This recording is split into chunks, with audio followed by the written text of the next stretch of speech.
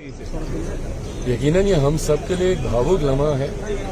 पुरानी संसद में एक लंबा समय इन लोगों ने बिताया। मेरे जैसे युवा सांसदों को भी लगभग मेरा सेकंड टाइम में मेंबर पार्लियामेंट 9 साल हो गए मुझे भी, और जितना सक्रिय रूप से मैंने इस संसद को जाना, इस संसद की कार्यशैली को जाना, मेरे नेता मेरे पिता आदरणीय रामविलास पासवान जी के माध्यम से जब से मैंने होश संभाला तब से भी मेरा परिचय इस संसद से, संसद की कार्यशैली से मेरा रहा है।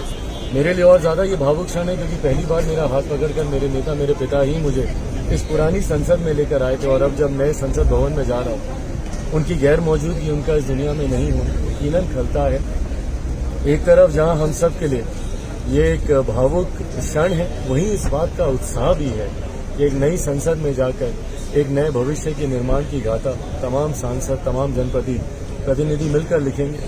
मेरे लिए गर्व की बात है कि एक कड़ी बन पाया पुराने संसद भवन और नए संसद के बीच में। इतिहास और भविष्य के बीच की इस कड़ी का होना ही अपने आप में एक गर्व की अनुभूति देता है। हाँ सर, जिस तरह से नीतीश कुमार का बयान आया है जल्द चुनाव को लेकर के, कैसे देखते हैं सर इसे?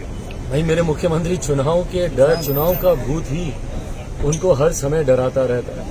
चुनाव कब होंगे, नहीं होंगे, जल्दी होंगे, देर से होंगे, समय से पहले होंगे, जब देखिए। और ये स्वाभाविक भी है क्योंकि जिन मुख्यमंत्री ने खुद कभी चुनाव नहीं लड़ा हो, एक लंबे समय से, लगभग 2 दशक से, मेरी पीढ़ी को तो नहीं आती आखिरी बार मेरे मुख्यमंत्री ने कब चुनाव लड़ा था, और जो उनका आखिरी अनुभव भी था, अगर मेरी याददाश्त सही है, तो वो भी उतना अच्छा नहीं था। 2 सीटों से चुनाव लड़े थे, 1 से हार गए थे, और तब से चुनाव का डर उनके भीतर इतना ज्यादा है कि ना कभी उन्होंने लोकसभा का चुनाव लड़ा, ना कभी उन्होंने विधानसभा का चुनाव लड़ा। एमएलसी बनकर मुख्यमंत्री की जिम्मेदारी वो निभाते रहे। तो ऐसे में चुनाव का डर, चुनाव की चर्चा उनके लिए निरंतरता में करना स्वाभाविक। चुनाव जब होंगे भैया, चुनाव आयोग बताएगा, और मुझे लगता है चुनाव के लिए हर राजनीतिक दल, हर राजनेता हर समय तैयार रहता है।